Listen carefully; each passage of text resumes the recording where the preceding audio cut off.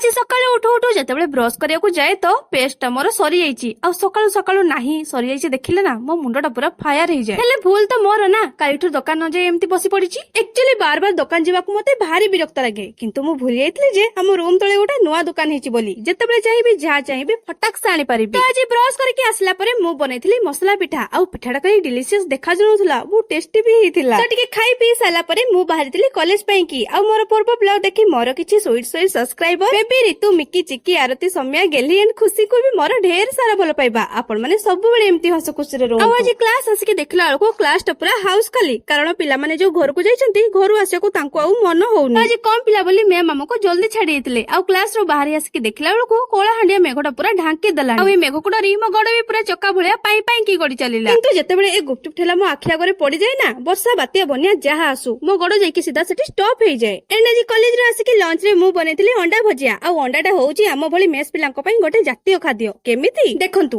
आज रूम रे परिबा नहीं अंडा कर दियो जोरे भोक लागुची हेले टाइम नहीं अंडा कर दियो आइस खायको इच्छा होउची हेले पैसा नहीं अंडा कर दियो। एबे जानि पारिले तो अंडाटा काहे कि जातीय खाद्य। एंड आज इवनिंग रे मो रूममेट फर्स्ट टाइम पे बनेथिले काकरा पिठा एक्चुअली टिके कर्मकुरीटा जे किंतु रोसे इसे बहुत बढ़िया भाबे करंती। हो संग माने आज पे एठी रहिली वीडियो भल लागले चैनल को सब्सक्राइब निश्चित करिवे।